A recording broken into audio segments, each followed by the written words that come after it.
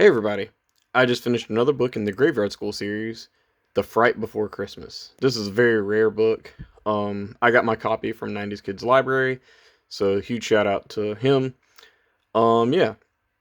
Let's look at this cover really quick. Very awesome um ornament with the skeleton in it. And I just seen a Nagata sign, so Mark Nagata illustrated this, which is really cool.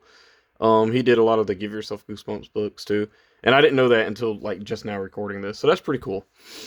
The story itself follows this kid named Chris, or Christopher. He does not like Christmas. He thinks it's a money grabbing holiday, and he just doesn't love it. At school, they're doing this like secret Santa thing, and he doesn't want to participate in it. And the teachers aren't like making you do it.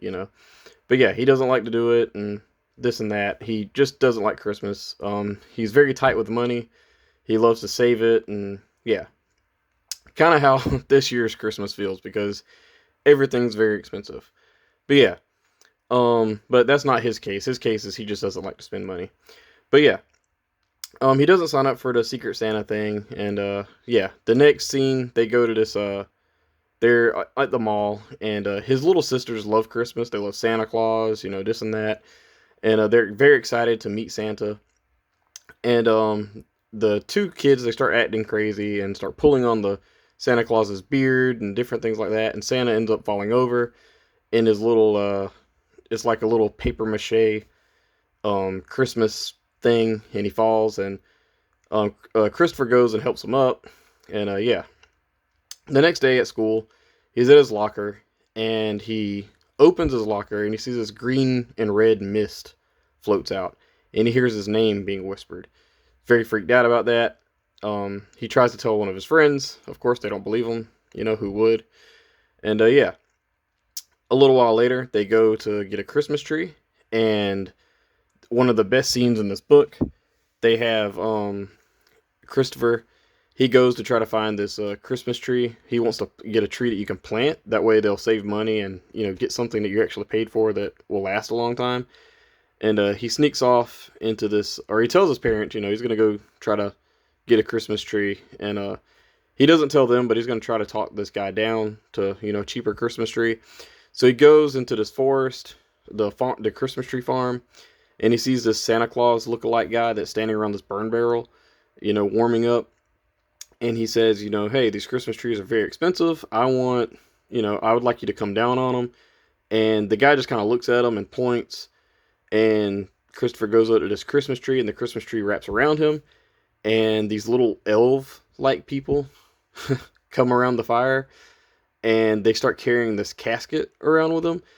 And yeah, the flames shoot up from the burn barrel, and they disappear.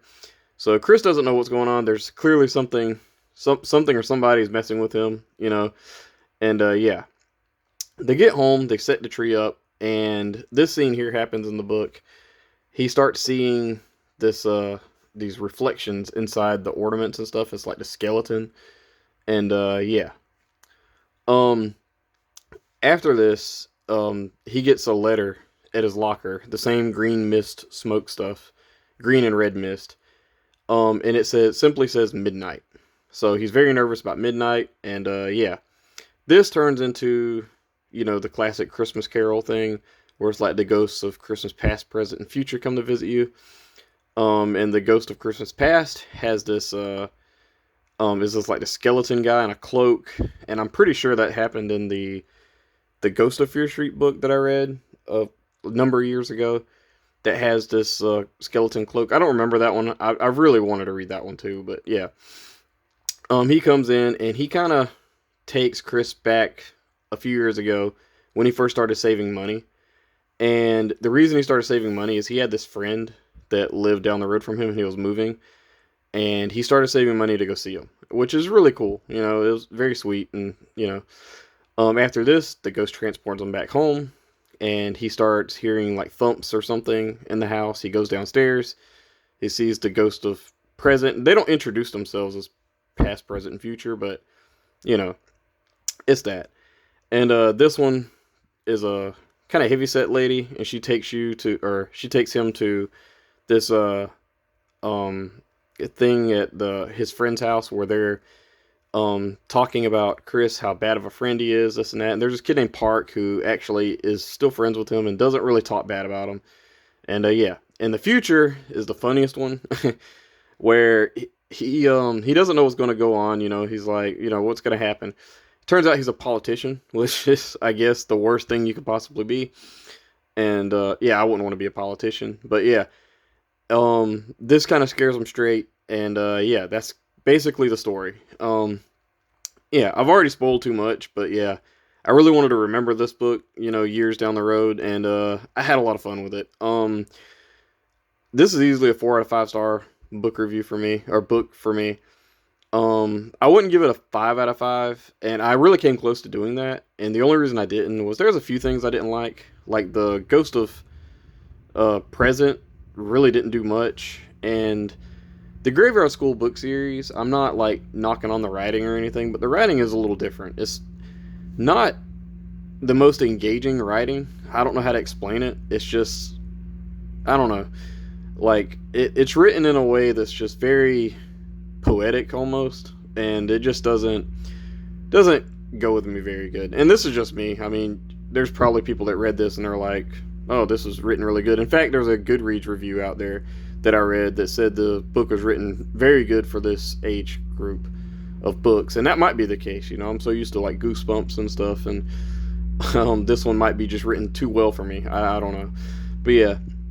There's also this thing in the back where it tells you you get to make your own like little Christmas carol, which is really cool. But yeah, I give this a 4 out of 5 stars, and that's just my opinion. I don't know. Years down the road, I might think this is a 5 star read, but it's very close. This is easily my favorite of the Graveyard School series books that I've read. I've only read 3 of them, so you know, just and this being the third one, so that's not saying much. But yeah, The Fright Before Christmas, easily a 4 out of 5 stars.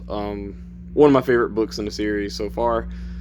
Yeah, that's basically it. There's not really much else to say about it, I don't think.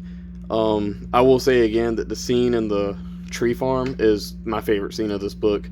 It's very creepy, and the ghosts are kind of creepy. It gets a little dark in the future because it shows like he dies and none of his friends really care about him or anything. So yeah, really awesome book. 4 out of 5 stars for me, guys. If you've read this book, please let me know. This is a very hard book to find. Right now it's on thrift books for like $51. So you know, if you got money, go get it. I'm not gonna tell you to go spend that, but yeah, yeah, 4 out of 5 stars from you guys. Thank you. Bye bye.